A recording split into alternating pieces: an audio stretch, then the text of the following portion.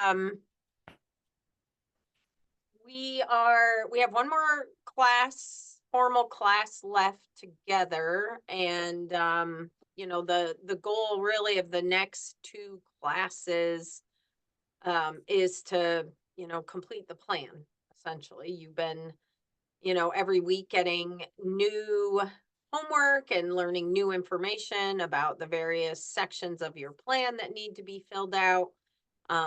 Last week was, the kind of final big week of data entry, putting in fertilizer and manure applications. This week will be essentially completing data entry, but also checking, checking the data, making sure that the amount of manure and nutrients that you've applied to your fields is not um, over the soil test recommendation, or also over kind of the regulatory requirements for the risk assessments, primarily the P index. So if you remember several classes ago, we were talking about the phosphorus index. And if you had a medium or high phosphorus index, um, that limiting how much phosphorus could be added um, to the soil, either from manure applications or fertilizer applications. So essentially, all the data um, should be in GoCrop at this point. You should be able to see a calculated P index, and you should be able to see, hopefully, I haven't talked to Lindsay this morning yet. Hopefully, you'll be able to see balances. I Yep, I'm see. chiming in here. Yeah. You can see a nutrient balance, but the phosphorus index and nitrogen leaching index is not hooked up yet. Neither is the ability to see crop removal rates. And we are currently in the middle of troubleshooting another thing, so stay posted. Hopefully that will be resolved. I was hoping to have it all fixed by now, but here we are. When you say resolved, do you mean by the time I get done with my potassium presentation, or do you mean by next week or by the end of winter? I am hoping by the time you are done with your potassium presentation that the planned manure application form will save when there's a non-incorporated piece. The other, if you are incorporating, it'll go forward just fine. So that's the hiccup of today. And yes, I think you're getting to, we won't quite be able to do the entire nutrient balance today because there are some caveats with the P index. So this is going to be a start and see, and we'll go from there. All right. All right. Well, we will keep plugging along as we can, and we apologize for the delays with the new GoCrop release. There's not a whole lot we can do with it. It's a bit out of our control, but we'll keep pushing forward, and just making sure you have all the data in the plan is basically 3/4 of everything that has to be done, and wrapping that up today would be great, so that next week we can really review the plans, make sure that everything is in there and that all the requirements are being met, so that we can wrap things up and people can get on with their winters. I believe if you're using the old version of GoCrop, everything is working just fine, so you should be able to proceed regardless. So today we are going to talk about potassium and hopefully micronutrients if we have time. And I guess depending on the outcome of next week and GoCrop, maybe we'll have another lecture about something else. But yeah, I wanted to take a little bit of time to talk about potassium. As I mentioned earlier, it's not considered an environmental contaminant. It's clearly an an important nutrient. It's a macronutrient. We need a significant amount of it to grow many of the crops that we grow here in Vermont. It leaches easily in many soils, and it also gets bound up pretty easily in other soils. So if you're on lighter textured soils, it can leach out of those fields really easily. If you're on heavy textured clays, it actually can get really bound up in the clay and become unavailable for periods of time. So it's good to talk about it, good to understand how it works in the soil and what are some of the nuances of potassium and how to manage it. I will say in Vermont, I feel like often nutrient deficiencies are brought up consistently with farms that I work with. But the reality is, it's often actually potassium deficiencies that they're seeing. So they can be a bit confusing.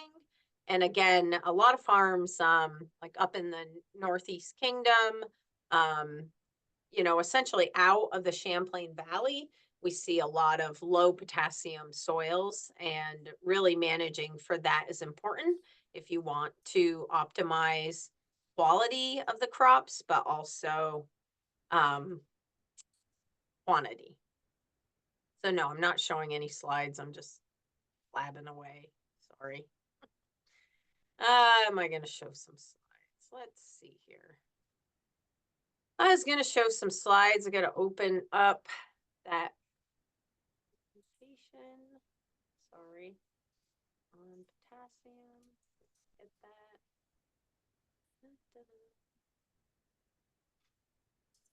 Give me 1 second here. I thought I had it open.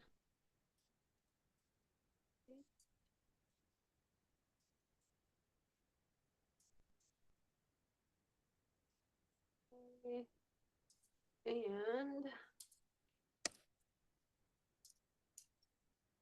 okay.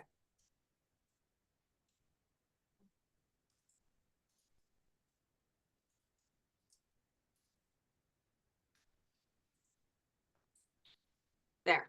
Sorry about that, folks. Can you see the slides? Yep, we can. Thanks. Okay, great. Okay, so let's talk about potassium briefly. As I mentioned, I would say it's a relatively simple nutrient. The pathways and conversions and movement are relatively simple, especially when we're comparing it to a nutrient like nitrogen, which obviously is more heavily impacted by biology and the surrounding environment, where potassium itself, I would say, is more influenced by the kind of chemistry of the soil, a little bit less influenced, or quite a bit less influenced by biology itself, and even really like weather conditions, although wet conditions can cause more runoff and leaching. So potassium comes in the form of animal nutrients and animal manure. There's a lot of potassium in livestock manure, especially liquid manure. And I say liquid in particular, just more potassium is actually retained in liquid manure than in solid manure. And then, of course, we can purchase potassium fertilizers. And obviously, if you're rotating crops and you have plant residues, those also can, depending on the plant, have a fair amount of potassium that can go back into the soil. So in the soil solution, which is basically water with nutrients, you have potassium in the solution. And you can see it's in the form of K plus, right? So remember when we were talking about that cation exchange capacity? So the ability of your soil to hold on to positively charged nutrients. So potassium is a cation. It has a positive charge. It is held on to the exchange sites, those negative exchange sites, on your soil. Remember clay and organic matter have negative charges, and they do hold on to potassium. They can hold on to quite a bit of potassium. However, you can see it only has this one plus sign, which, means partially what it means is that it is held on to the soil pretty loosely, right? So there is a big pool of exchangeable potassium. So you can see that over to the right. And exchangeable potassium kind of hangs off the side of the soil particles, the clay and the organic matter. It kind of, dangles on there because it's held so loosely, and it moves on to and off from those exchangeable sites pretty easily. And as plants take potassium out of the soil solution, more exchangeable potassium, if available, right, gets moved off from those sites into the soil solution. So it is supply and demand, right? So it goes back and forth depending on losses from the soil solution. So leaching or plant uptake.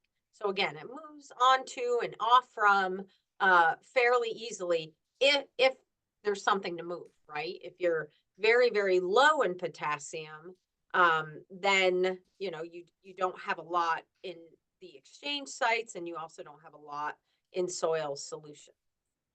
Okay, so then there's mineral potassium, and mineral potassium is basically weathering rock, which we have mineral potassium obviously in Vermont, and that moves and weathers, right? Breaks down very, very, very slowly.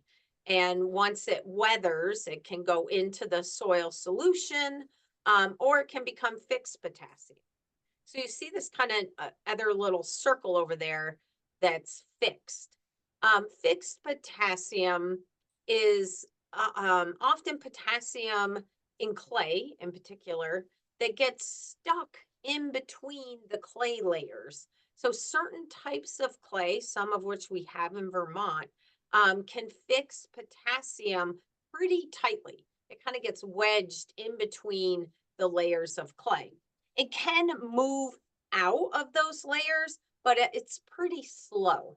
And it's not something that we necessarily rely on to feed crops. So on your soil test, really what you're measuring is that exchangeable potassium.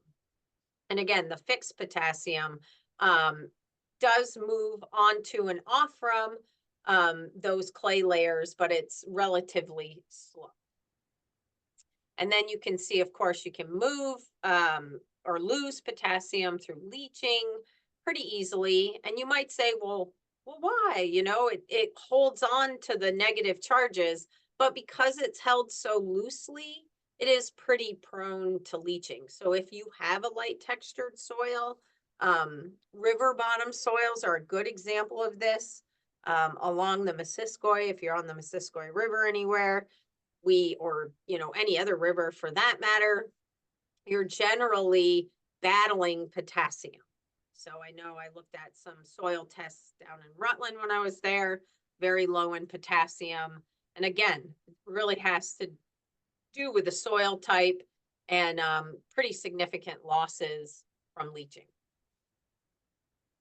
Okay, so here's the clay binding that I was talking about. So again, yeah, potassium forms in primary minerals. So this is mineral potassium. Again, it's kind of rocks, and that break down and weather over time. Most of that is largely unavailable to your crops.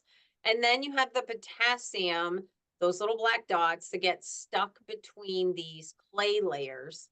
And again, we have this in Vermont, especially in the Champlain Valley and some other places too.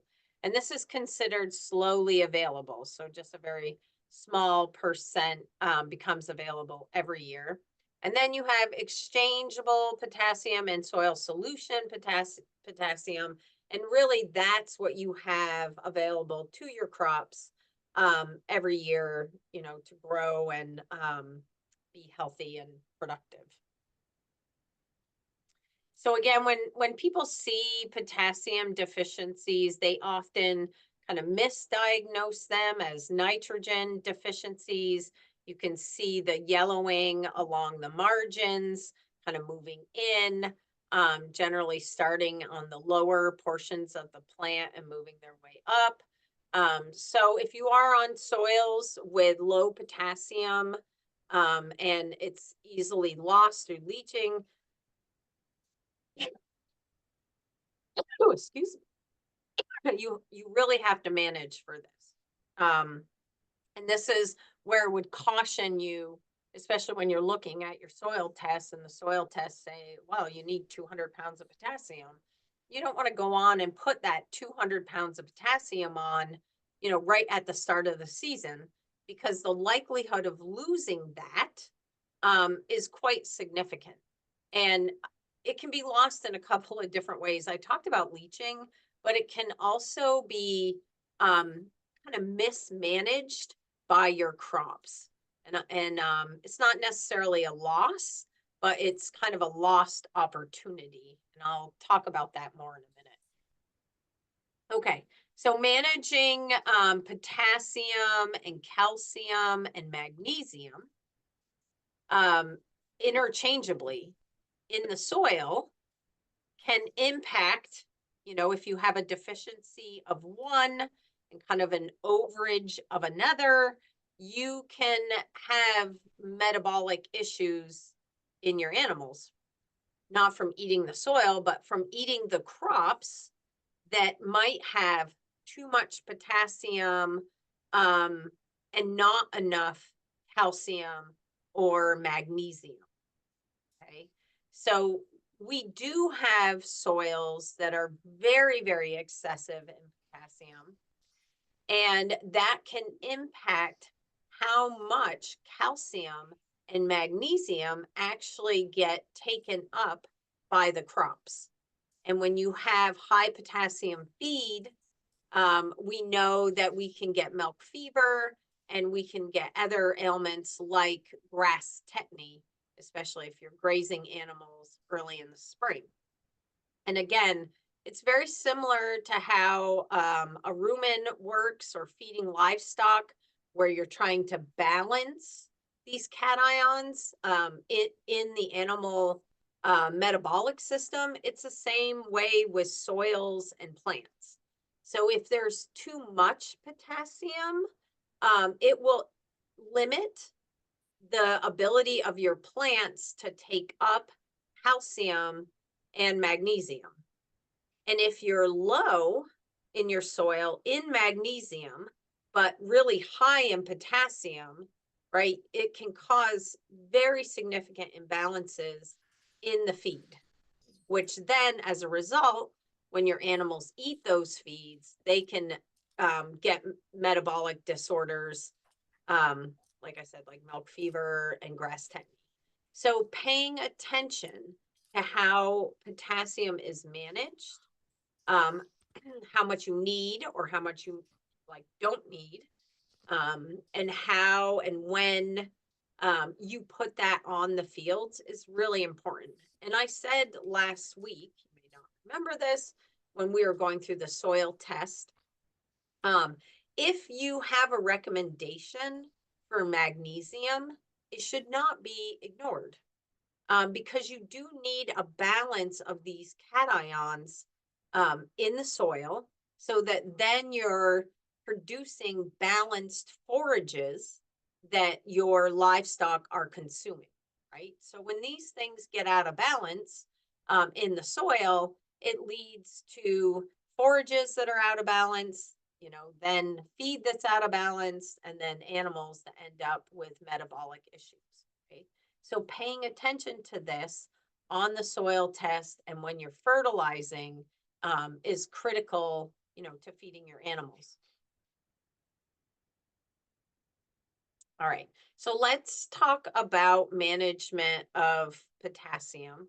And we'll talk about legumes. Here we use the example of alfalfa, And then we'll talk about grass and legume mixtures and kind of how to manage those.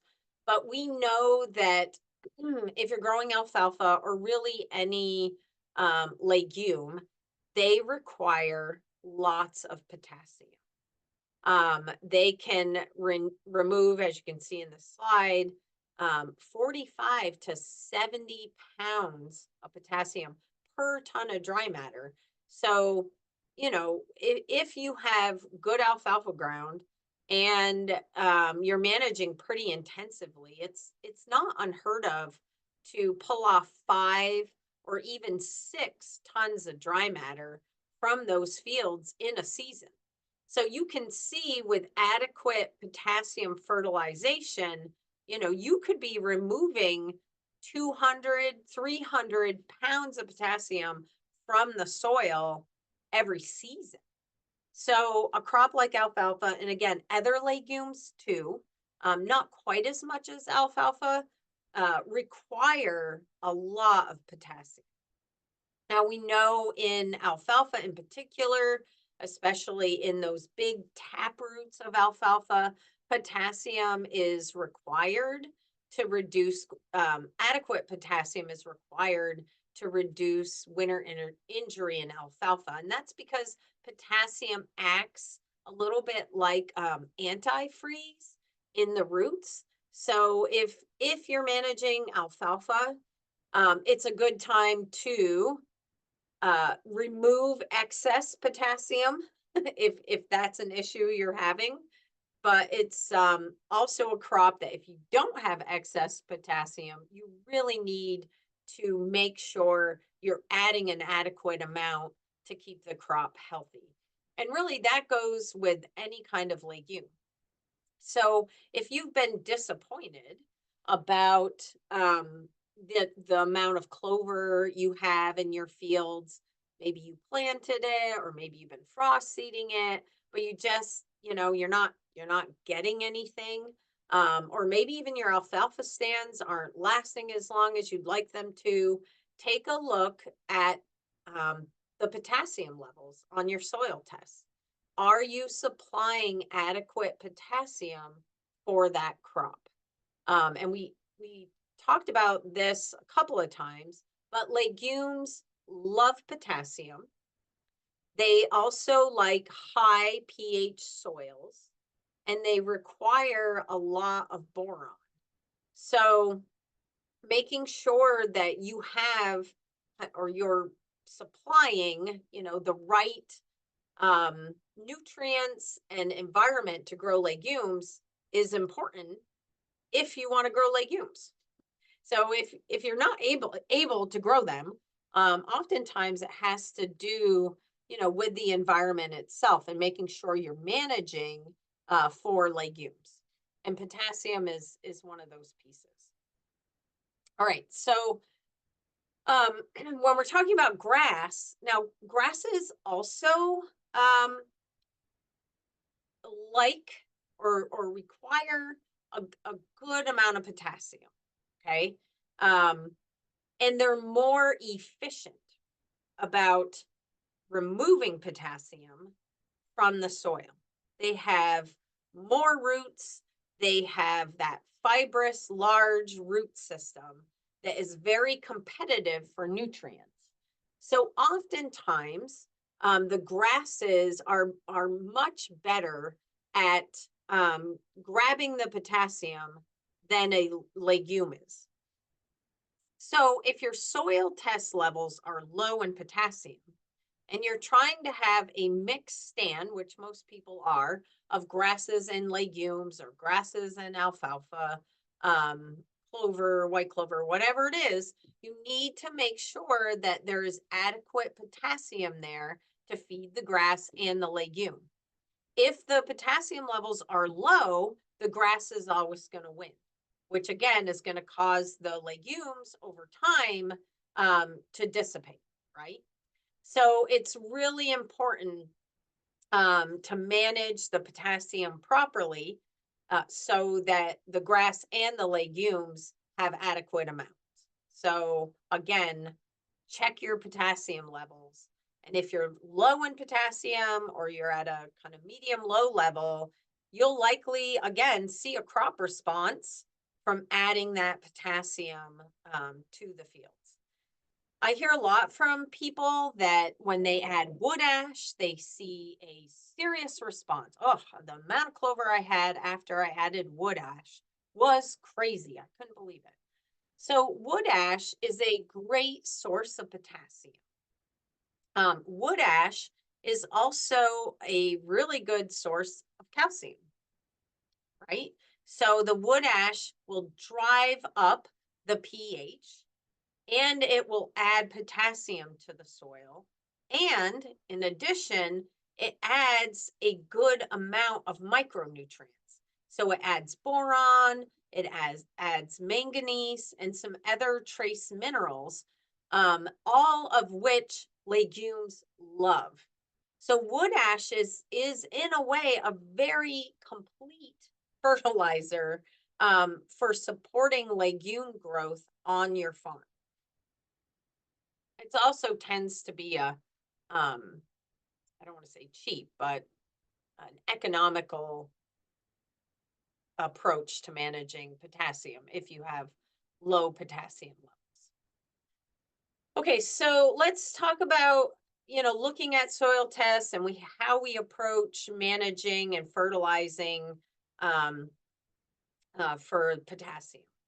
So there's a number of different approaches that are used on farms, by consultants and by us too, as we're looking at the nutrients in your soil and trying to understand how much additional fertilizer or manure to add to help grow crops. Okay. And so we looked at a soil test last week. And on that soil test, there was all this information. There were levels of nutrients and parts per million. There was the pH. There was organic matter levels. There were micronutrient levels. And there were aluminum levels, right? All these things we've talked about. Aluminum impacting the availability of the other nutrients, the bases, right? Calcium, magnesium, and potassium impacting the pH of the soil. And also, as you just learned, impacting the availability of the nutrients to be taken up into your crop to produce high quality forage.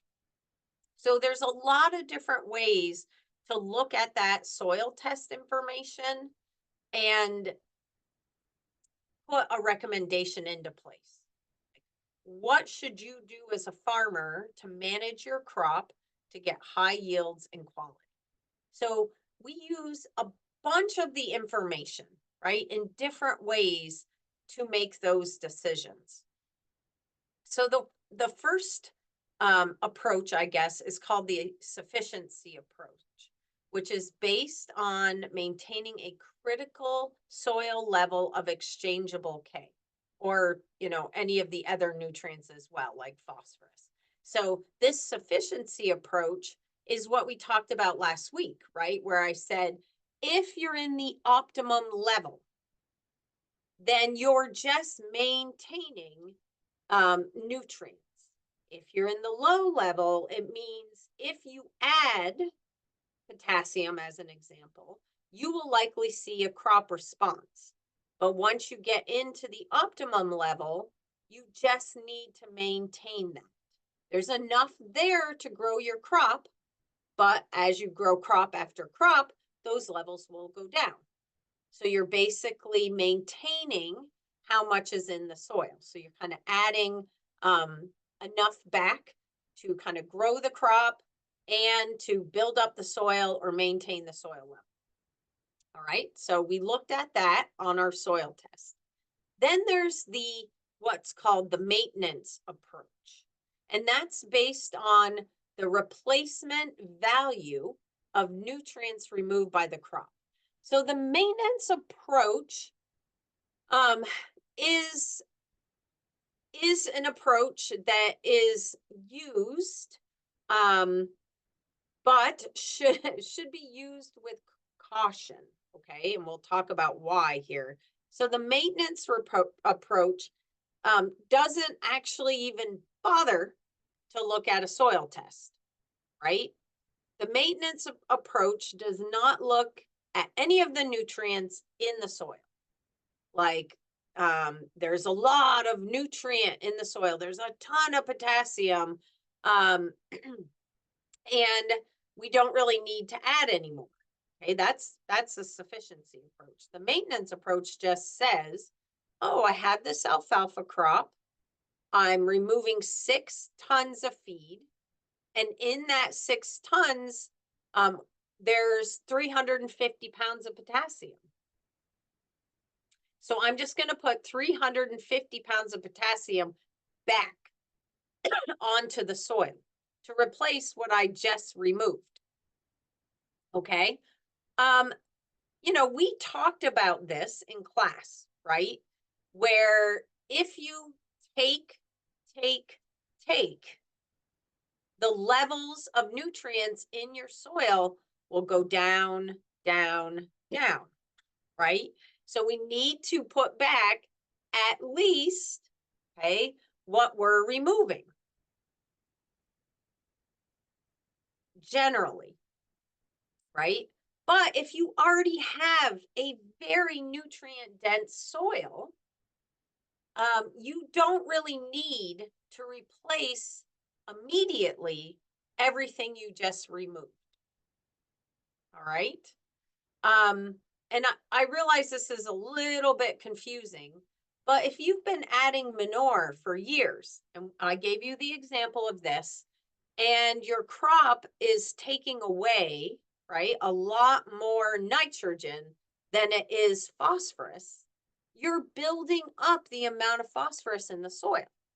And you don't want that amount to get so high that it's causing environmental issues, or it's kind of causing your farm to become um, less economically viable, right? Because you keep fertilizing the same area and you don't need to.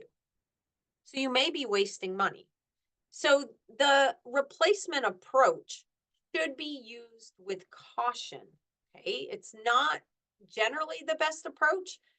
It's looking at what's in the soil and then deciding how much will be removed. And then based on those two factors, how much do we need to put back? So really a combination. So the last approach that we touched on, over the last couple of weeks is the soil cation balance approach, where we're looking at the cations, right? The positively charged nutrients, and we're looking at the balance of those in your soil. And we looked at this last week on the soil test. It was the base saturation levels, where it tells you the percentage of calcium, magnesium, and potassium that are on the exchange sites of the soil. Okay. So, and what we just talked about a few minutes ago is that balance is important to look at. Okay. If you have way too much potassium, okay, like more than 2 to 4% of the cations with potassium on them, then it is likely that your potassium levels in parts per million in the soil are also really high. Okay. If the calcium level, okay, the number of calciums, the percent on those exchange sites is really low, like below 70%, say it's 30 or 40%, then you probably also have a very low pH. Because if you don't have a lot of calcium or magnesium on those exchange sites, they probably are full with acids, right? And then, same, if the magnesium percentage is below 12 or 14% of the exchange sites, you likely might need to add magnesium to the soil. You could be very deficient. So, looking at these balances is really important to make sure that they're not out of whack. Because if you have way too much potassium, it's going to limit the uptake of calcium and magnesium into your forages, which means that you're going to have more potassium in those forages than you probably need and not enough calcium and magnesium, which could cause metabolic issues. Right. So, making a recommendation for your farm, for your crop, isn't that simple. It's pretty complicated. And it uses all of this information from all of these approaches to make that recommendation for you. And that's how the recommendations are made at UVM. And if you look at your UVM recommendations for field crop booklet, you will see that throughout the booklet, that it's multiple approaches that we use to make those nutrient recommendations. So why am I talking about this now, like at the end of class, after we've basically entered everything, is because potassium um, can show us, why we need to use a combination of these and where we can really get into trouble if we use one or over the other. So again, this is the sufficiency level approach.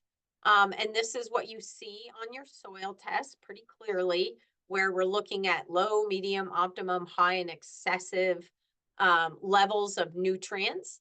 And you can see in the optimum range, adding any more of that nutrient does not provide you a return on crop yield, and it can actually diminish the quality of the crop, especially in the case of potassium. Okay, so the maintenance approach is really dangerous, actually, to use for potassium. And again, this is based on the idea that since a large amount of K can be removed, applying that same amount back to replace will keep us from running out before the season is over.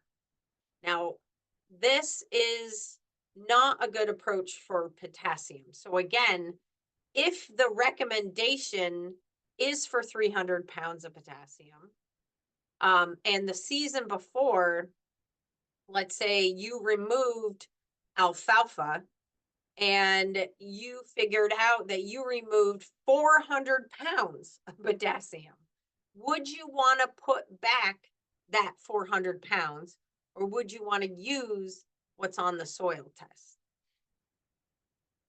Okay. So the thing about potassium that makes it different than other nutrients is that the crops will luxury consume potassium. It doesn't necessarily make the crop sick. Okay. So plants can be pretty selective about other nutrients, but they have a strong affinity for potassium, almost like a drug. They don't know when to stop. They just keep taking it up more and more and more and more. And so if it is there in high quantities, it will luxury consume what's there, basically till you harvest it or till the plant reaches the growth stage where it's no longer growing and requiring nutrients, essentially, once it starts to senesce. So adding too much potassium at one time um, or having high levels of potassium in the soil will kind of artificially enhance potassium in your crops, right? So they'll take up more than what they need. And it doesn't necessarily mean that they needed it. So if the crop took up 350 pounds of potassium, it may have actually only needed 200, but because it luxury consumes, it overdoes it. So it's really hard to look at what's in the crop and what was removed and then turn around and put that back on the soil because it may not have needed it, even though it took it up. Okay, so this is green line shows you the optimum amount of potassium required for plant growth. And then the blue line shows you how much extra it took up. So once it got over that level, everything else was luxury consumed, right? It was wasted by the plant and also can cause you a lot of issues in your cattle. Okay. So again, you don't necessarily want to use the maintenance or the replacement approach um, when you're looking at potassium fertilization. So here's just another example. At a 5-ton optimum yield of alfalfa, if the alfalfa is 2% potassium, then the removal rate would be 240 pounds of potassium. If 3% potassium, then the removal rate would be 300 pounds of potassium. Okay. Oops, sorry. And all the plant needs is 2%. So again, it will take up more if it's there and available, but it only needs a much smaller amount. So again, you have to be careful when you're calculating fertilizer potassium that you don't over calculate based on crop removal. Okay, so as far as adding potassium, if you need it, there's lots of different commercially available fertilizers, both organic and conventional, that are available. So that's nice if you are organic. It's one of the nutrients that you can actually purchase. I don't want to say it's cheap. Fertilizers aren't cheap at all. Organic ones are even more expensive, but you can get a 0052 um, potassium fertilizer in the organic form. So it is relatively, I would say, easy to overcome potassium deficiencies, easier than other deficiencies, especially in organic systems. Because potassium can be luxury consumed, if you need a lot of potassium, you should use split applications. If you put all 200 pounds on the field in the spring, or after first cut, then that second cut crop is going to take up as much potassium as it can before you cut it again. And it may be way more than what that crop needs. Okay. So if the recommendation is for 200 pounds on grass, you need a portion of that, right, for each harvest. So adding potassium after each harvest really, after after first cut and after second cut would be ideal. Okay. But putting it all on at once could lead to leaching, but also could lead to luxury consumption. And basically, it's wasted either way at that point. So split applications can reduce leaching, can reduce luxury consumption. And again, after first and after second, or even in the fall, especially if it's a legume crop, you'd want to put your last application on before winter. All right. If you're low in calcium, potassium, and magnesium, and you lime the soil, put on a lot of calcium as an example, you will often see a boost in potassium because the calcium will kick potassium off the exchange sites, on the organic matter or clay and cause an increase in readily available potassium. Um, so potassium levels are generally the most problematic in the first cut, especially if it's cut kind of timely and early. And that has to do with the fact that potassium, exchangeable potassium, is at its highest in the spring, especially coming out of winter. You get a lot of potassium released out of um, those tighter binding sites, off of the exchange sites. And so generally the most available potassium is in the spring. Um, and so potassium levels in your forages can be highest at first cut. That also means that other levels of other levels of cations will be much lower. Okay. So calcium and magnesium and sodium will be lower in those early forages.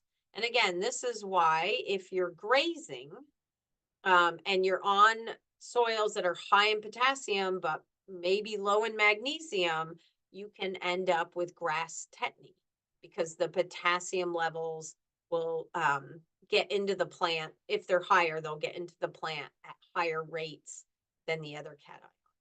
And then you can see across the season. So as you go to second and third, and maybe even fourth cut or grazing, the amount of potassium goes down, it gets depleted. And again, if you're adding it back during the season, if you need it, those levels will go up a little bit. Okay. So again, if you're over fertilizing with potassium or putting on big shots of potassium at one time, you will watch or see the other cations decline in your forages.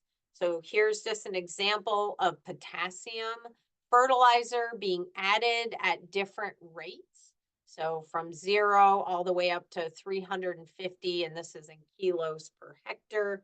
But the point is made that if you're putting on a lot of potassium at one time, it's going to move into the plant at higher rates than your other cations that you also need. So again, you can cause some issues in your forages.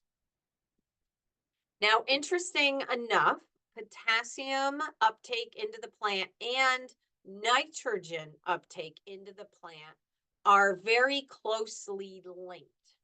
So, this kind of goes back to if you're low in potassium and you're only adding nitrogen, you're not going to see the dry matter yield increases that you would expect, and vice versa. So here on the bottom axis, you can see nitrogen being added again in kilos per hectare. So it goes from 110 up to 440 kilos per hectare. And then you can see potassium being added at various rates. So potassium at 0 kilos per hectare, all the way up to potassium added at 450 kilos per hectare. And you can see that when you're not adding enough potassium, so you're at 0, but you're adding really high rates of nitrogen, you're not increasing your yields. So it's essentially a waste. So again, nitrogen and potassium move into your plants in synchrony, I guess. They rely on each other. So if you're deficient in one, you're not going to get the nitrogen or potassium uptake that you need to optimize yields. So again, if you're not paying attention to both of these at the same time and the needs of the crop, you're not going to optimize yields. It's not going to happen because they need each other really to be moved into the plant the most efficiently. All right. This is really old data back from when there was a UVM forage testing lab. And you can see the level levels of potassium in the forages varied considerably. You really want them quite low. You definitely don't want forages up in that 4% range for sure, but you can see that it varies quite a bit. And this variation, is based on factors, predominantly soil related factors, but also, timing of harvest, and even the species itself. So, like I already said, um, most plants really only need 2 to 2.2% of their dry matter to be potassium. That's kind of the requirement for optimum growth. So if you're seeing levels way over that, they're luxury consuming potassium. So that either means that you're over adding potassium, maybe potassium levels already high in your soil. This again could be the spring flush that we see, but usually if the levels of your forage obviously are over 2 or 2.2% of dry matter, it's because of luxury consumption. So we want to reduce luxury consumption, which again, you can manage through split applications, um, timing of harvest, maturity of the grass. I mean, we're going after lush grass for the most part, but the more mature it is, the less potassium um, there is in the crop. Okay, so stage of maturity, time of year, and then of course the forage type and species. So we know that pasture can be very, very high in potassium, um, as well as our, haylage and legume and grass, silage. Corn silage tends to be quite low or much lower. Um, so generally, potassium management, at least luxury uptake, is a problem in grasses, for hay and also pasture, not as much of an issue with silage. There's been a little bit of work done on species and how species of grass might impact the percentage of potassium. There's not a huge trend towards any one grass having higher potassium levels than others. This is like well, this is really old data at this point, 20 years old, but orchard grass in one year had much higher levels of potassium than other grasses, but in a different year it didn't. Some grasses, of course, have much bigger, deeper root systems, and might be more conducive to taking up more potassium that's available. But there's no real strong trend towards one grass being kind of higher or more problematic than another. All right. So again, reducing risks of grass tetany, as we already talked about, um, again, is monitoring those levels of potassium and magnesium and calcium in the soils. This is really an issue in the spring on pastures. And so managing for that is important. Um, again, looking at the levels of K in the soil and trying to manage for those as best as you can and making sure that there's, plentiful magnesium and calcium as well. So looking at the pH of the soil, and putting all those pieces together that we talked about. I think that's pretty much it for magnesium. Are there any questions on that? It's a complicated crop, but worth knowing about because we do have so many deficiencies in Vermont, um, that often get misdiagnosed. And, it's funny. I'm thinking of a conversation I had in Rutland actually a few weeks ago about potassium and, um, if you want to optimize yields, it's not just about adding nitrogen. And actually, just adding the nitrogen and ignoring the potassium I showed you will really limit the efficiency um, of the other fertilizers that you're putting on. So you have to pay attention to everything, unfortunately. It's not one over the other. I did want to go quickly through the micronutrients. There's a couple of things I want to highlight there um, before we get into the homework again. I'll try to make this quick. You guys know how quick I am when I get going. So we already talked about kind of primary nutrients or macronutrients. We have these secondary macronutrients. We spend quite a bit of time talking about these. And then we have the micronutrients. And again, they're all essential for crop production, and only, paying attention to one and not the others is not the way to, optimize yields and quality or any kind of productivity on your farm. So it's complicated. There's a lot to think about and look at, but the reward is really getting the most out of your fields, and maintaining that productivity is also important to the environment as well, right? So applying too much of one nutrient and not paying attention to the others isn't really accomplishing what needs to be accomplished for you or the environment for that matter. Um, so let me talk a little bit about some of these. These are the primary micronutrients that we get concerned about. You can see there are plant available forms. Those are listed in red. So much like the other nutrients we've been talking about, there's forms that your crop is going to take up. They don't just take up boron. They'll take up only, one form of boron. You can see there's pluses and minuses again. So you can see what micronutrients are kind of repelled and are more prone to leaching.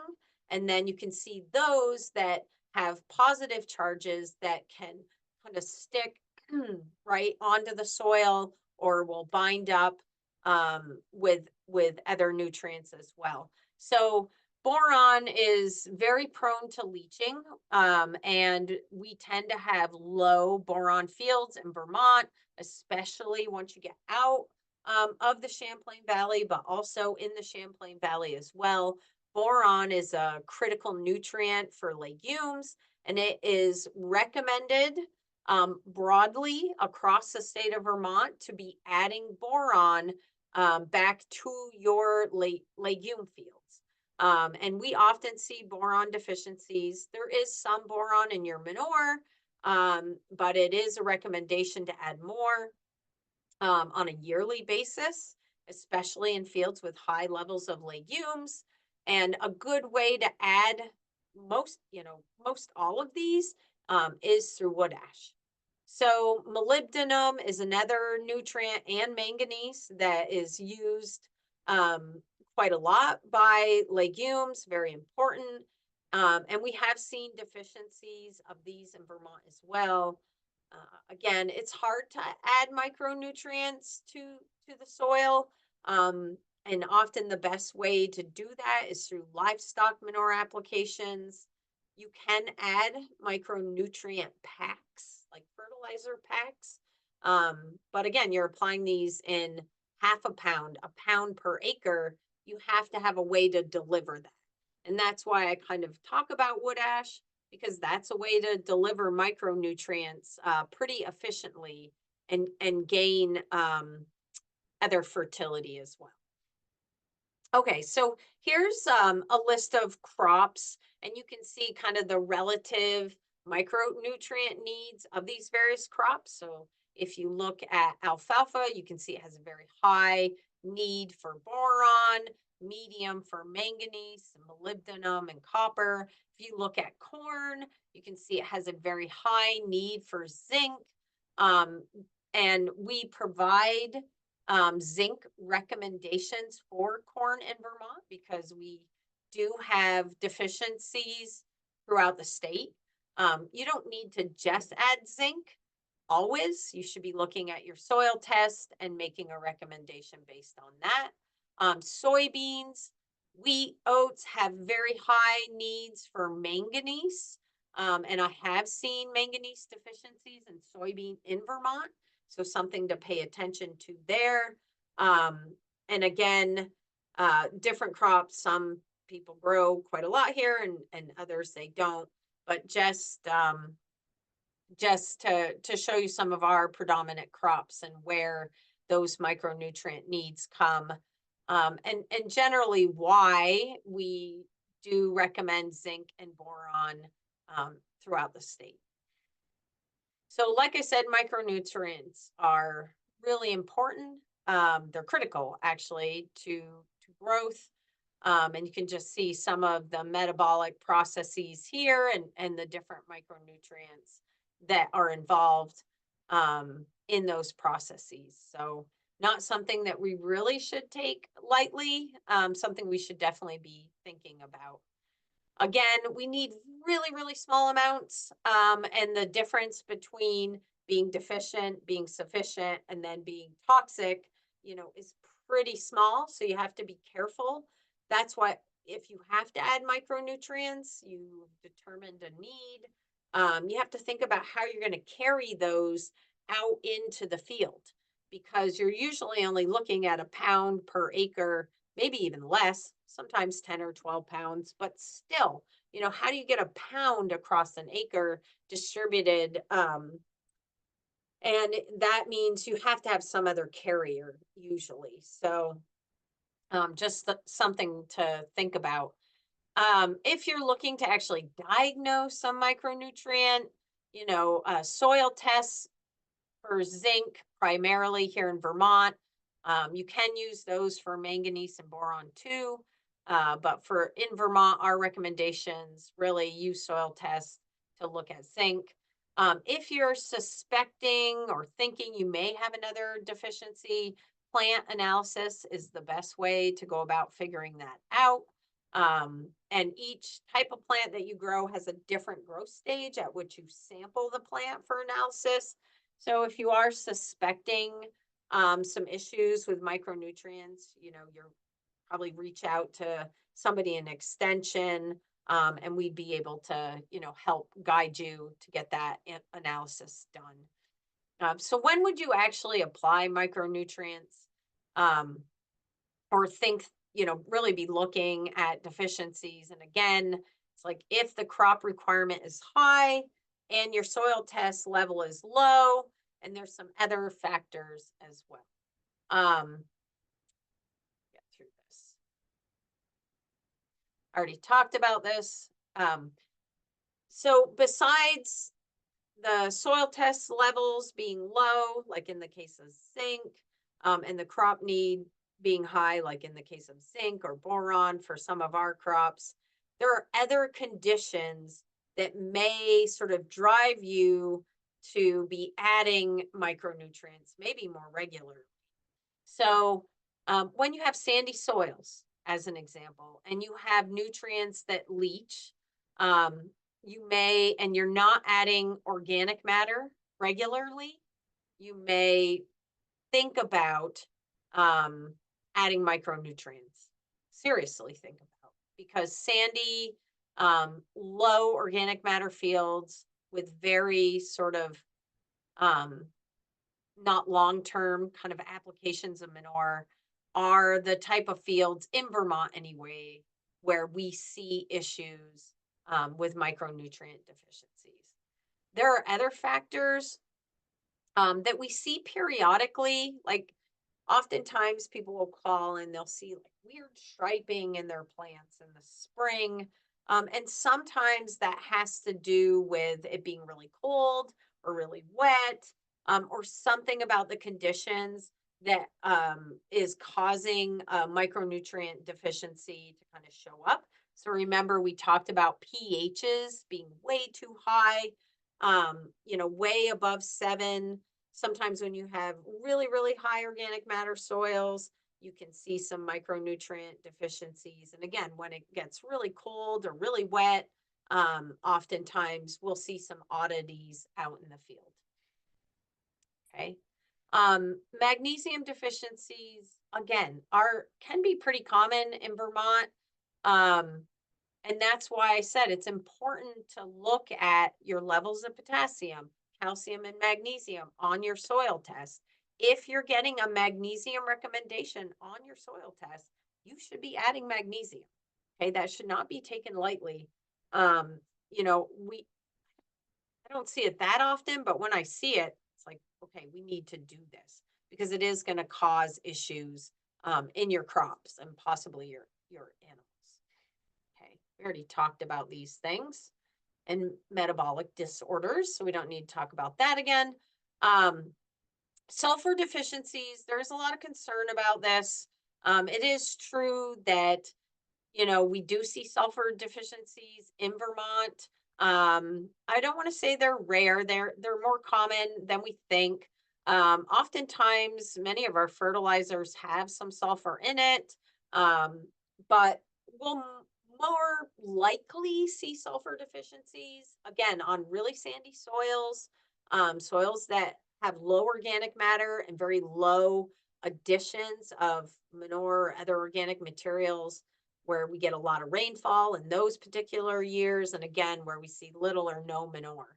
So if you have those situations and you're starting to see these kind of symptoms, you know, it probably would be conducive to add some sulfur.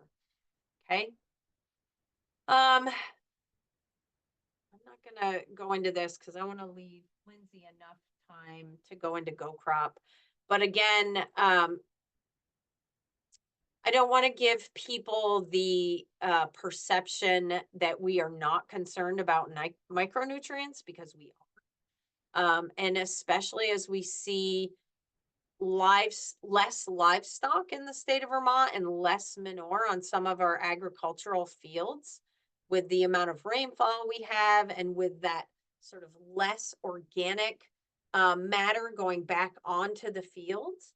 And then especially on our light textured soils, you know, we need to be thinking about, um, you know, replacing the micronutrients that are being removed, and just recognizing that we may need to be adding micronutrients where we haven't in the past. So here's just a little bit of information. If you are concerned about sulfur, you can do a tissue analysis pretty easily, and determine, you know, if you're deficient. All right. I'll just go over zinc deficiency because this is also common in Vermont. And a lot of these things kind of look the same. So you try to go out and self-diagnose, and yeah, it's kind of like trying to diagnose on the internet when you don't feel good or something. There, you know, a lot of these deficiencies look similar. They can get really confusing. With zinc, you can look on your soil test. So that one should be relatively easy. And again, you know, if you have very high phosphorus, cold spring, not a ton of manure going on, and you have, you know, relatively high pH, zinc could be limiting. We've seen it across Vermont. So definitely look at your soil tests, look at the conditions, pH, etc., before you know, start adding zinc. All right. So I think I'm gonna end on that, so we have enough time for Lindsay to share whatever we have left to share in Go Crop that we can share. Yeah.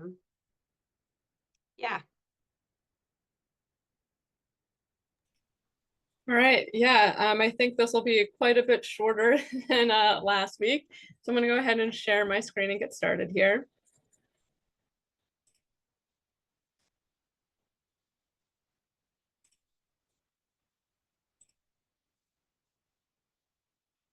All right, so just like always, we're log into Go Crop and we'll get sent to this screen. Again, we're gonna be hanging out in the planning zone, so no need to hit records or farm assets yet. One of the new things today is that at the very bottom here, we now have a little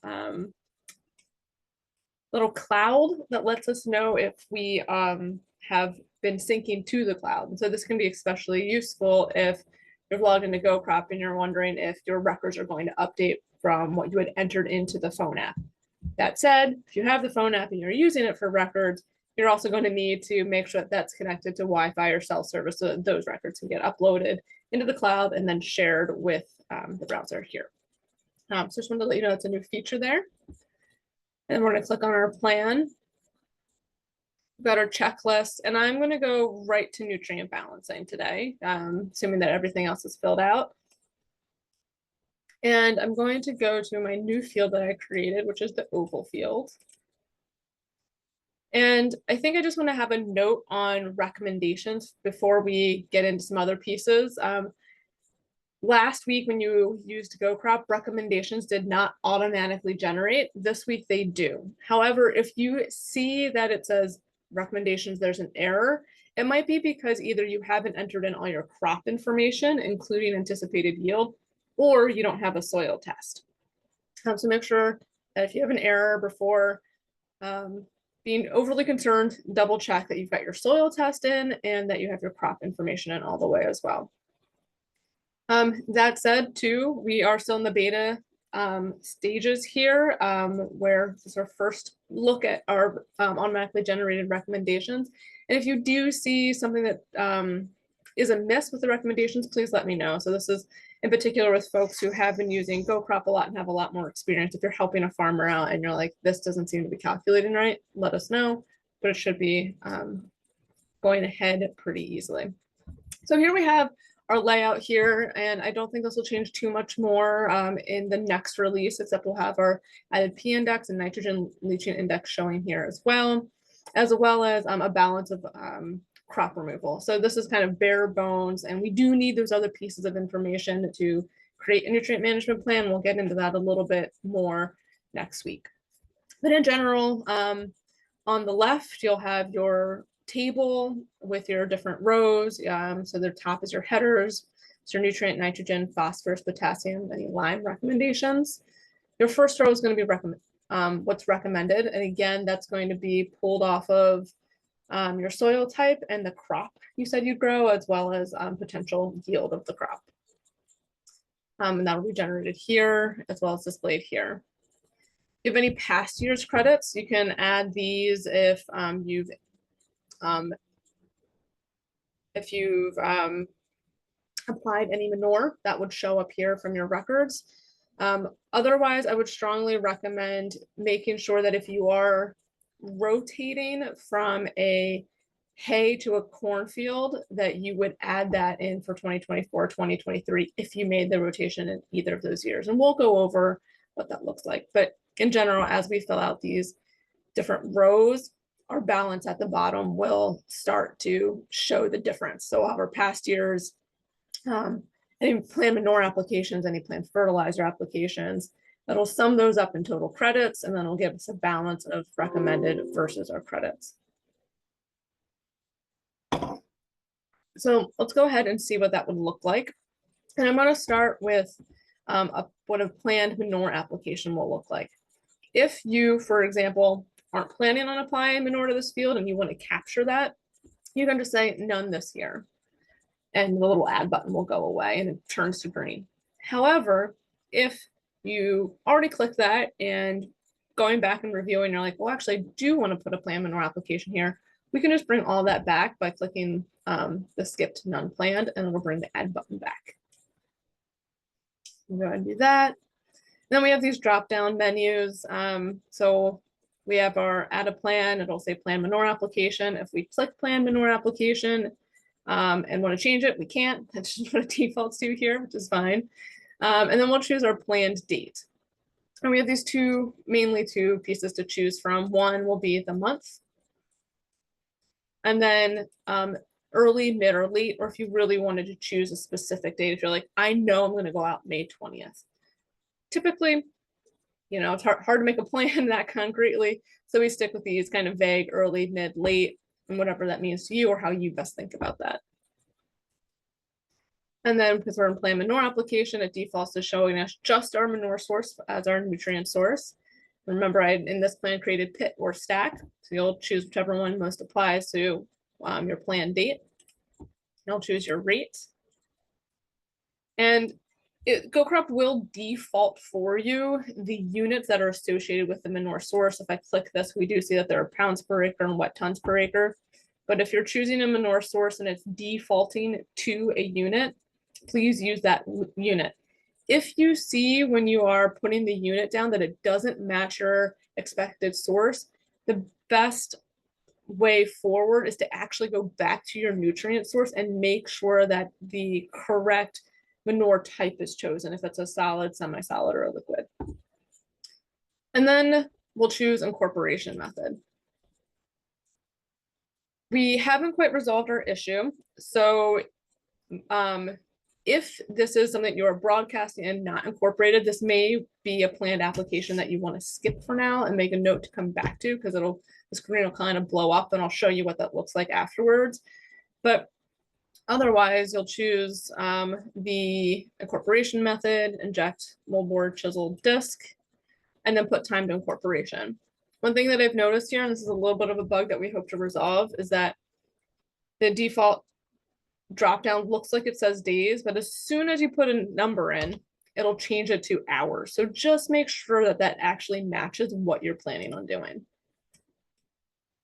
You can add any notes. Again, these notes won't show up in any reports, but they're just for you. And that might be, you know, next time want to start with stack, but the stack of spreading equipment is broken, so going with liquid.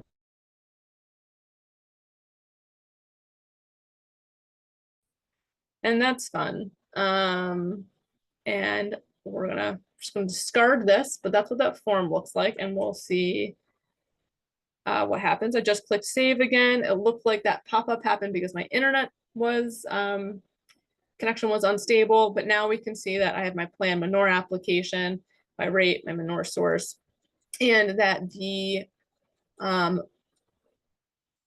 that Go Crop has tallied up the nutrients from that manure source. So based off of what I put in the manure test, it says, okay, you said that you had X amount of nitrogen, phosphorus, and potassium for every 1,000 gallons. You're going to apply 6,000 gallons. We'll multiply, that amount forward. And then Go Crop will say, okay, you have this one application of manure, and we'll have a total credit. We can see right now that for whatever reason, it's not carrying the nitrogen through. And so we have a little bit of a false balance here. If you click just the row here, you can see it highlights. Go Crop will filter to just the manure applications that you have. If you have another planned manure application you'd like to add, you'll keep clicking this button.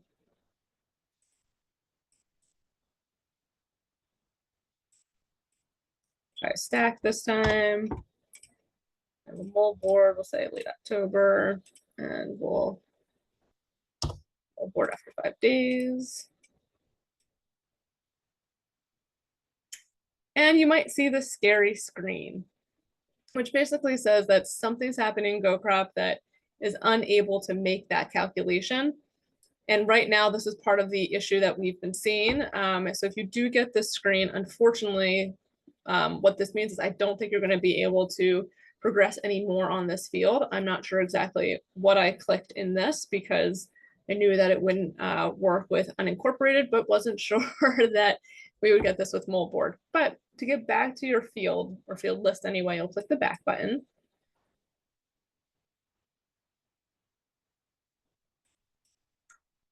Or you will click the back button just like I am, and it's not taking me back as I had imagined it would, because that's what I saw this morning. So there we go. Just a couple more times to get it working. So this might be a case where you might need multiple clicks to get somewhere. So we were in the oval, we had a hiccup there, and if we click the oval again, it's going to take me right back to that message. So this might be an exercise in patience on your part to see how far you can get with each field. So it's a little bit of a limitation for today, and I'm going to quickly create another field to show you what fertilizer applications look like and how to put in any past year's credits from rotations from hay to corn or some other annual row crop.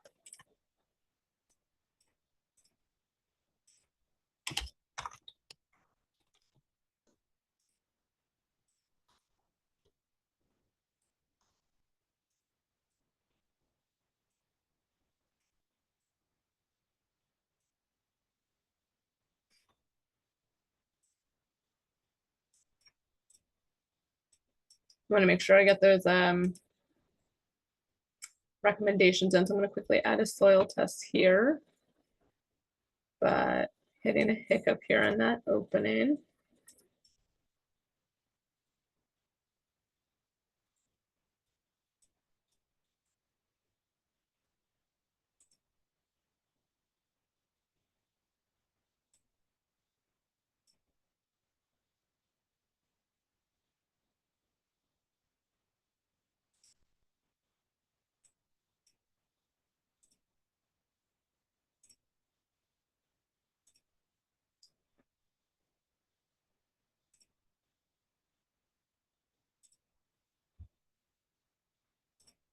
I'm just putting some random numbers here. So if these look like something you've never seen before or don't look probable, it's possible, but I'm just gonna, interest of time, just put some numbers in there.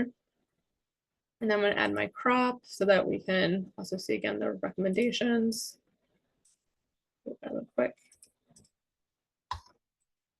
This might be a good time to ask too, a question that has come up this morning is with surface cover percent, and Heather, I'm not sure if you're still available to answer this question. Yes. Thank you. But if somebody has like a winter rye or a cereal rye, what should their surface cover percent be for that? The state still requires that it be 15%. 15. I mean, it's still it's not considered more because you have that cover crop in there. You don't get more credit for it, really. What if it's like a small grain that someone's growing over winter? No, because it's talking about the crop year itself in season. Okay. And I guess, you know, if it was you know, if the cover crop got quite large and then it got rolled down, you know, you might be able to provide more surface cover, but it's still considered quite low. And I think the range is 15% is the max, right? I believe. For a row crop. And then Yeah. how about soybeans? What would be an average for the year then? 15? Yeah. Any row Okay. crop is going to be quite low. Okay. Thank you. Yep. Right, so here I'm in my crop, right? I've got my crop name here. It says it's incomplete because I don't have these other two pieces filled in yet. So I'm gonna add my harvest plant here.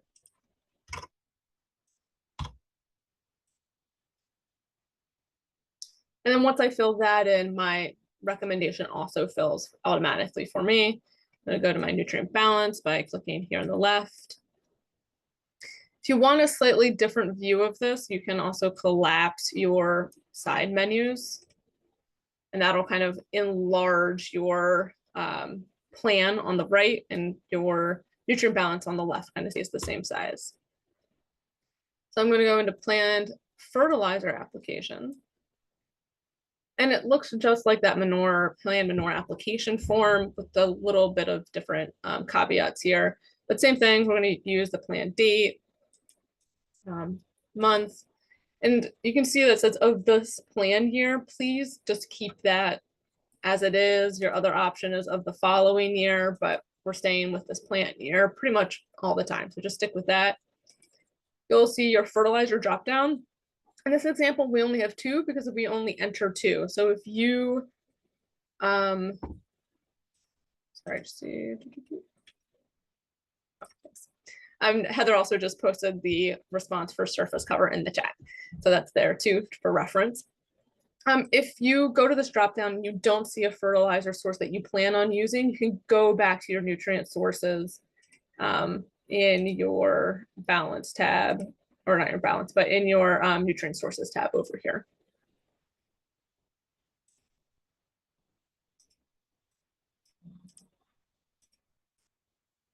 That was late July, do a little side dress here.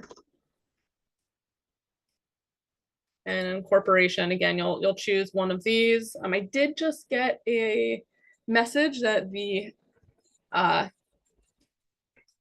to incorporation situation has been resolved. So let's double check that and see if we can if that makes sense. So I'm gonna click not incorporated and I'm gonna click save. And now we have it registering for our fertilizer application. Again, it's not quite summing our total credit, so we're not getting that balance as of yet. That will hopefully be coming soon. And then we can also go over what credits might look like from a past year. So for example, if you're rotating from a hay to a corn crop, there's a certain nitrogen amount that's associated with that should be accounted for. So we'll add that here. We'll say credits from year, it says 2024, we'll default and keep it to that.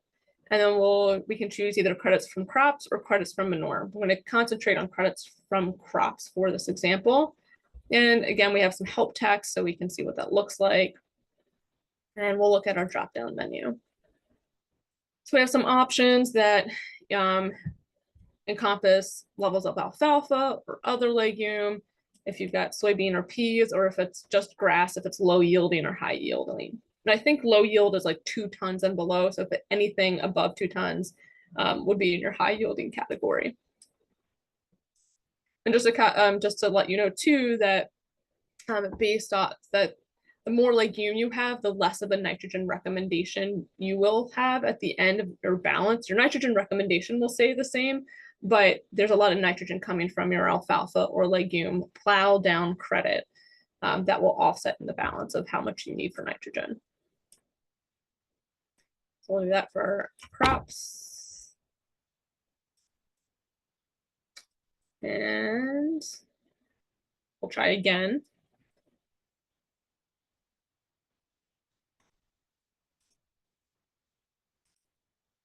Let me give that one more go. This might be something else we need to come back to.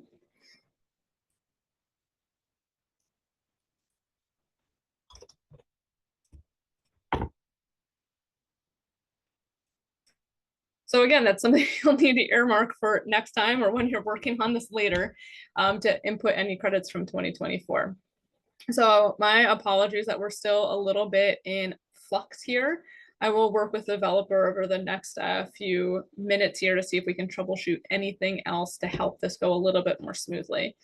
It's a little bit unanticipated, and again, I apologize. So for today, I think the goals mainly are to put in any planned fertilizer applications as you would see doing so, and any planned manure applications. And then next week we can look and see how that ends up being with your balance. Again, we don't have our total credits calculating here, so we won't see them all accounted for below. And we'll also need to, at that time, look a little bit more into how the planned applications impact the P index. So that's what we've got for today.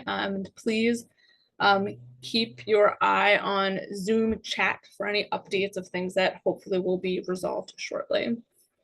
And with that, I can pass it off to Heather for last words. All right. Well, thanks, Lindsay. You know, the goal today is finish getting your information into GoCrop. We have one more class. We know GoCrop itself is a little bit of hold up for some people at this point, but if you do not have your information in all the way yet, please take today and the rest of class to kind of get caught up on that so that hopefully we can wrap things up next week. Are there any questions?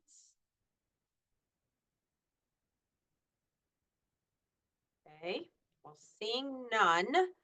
I know Lindsay will be on. I'll be here for a while as well. So if anyone needs help, please feel free to reach out. Right. Done right at noon today. If anybody needs a review of anything else as well, in version 3, I know some people are working in that. you know, Lindsay's on and she could probably go into a breakout room with, I know Matt and John, I think you both were working in version 3. So if you need any help, let us know. Okay, great. Well, have a good day. We'll see you all next week.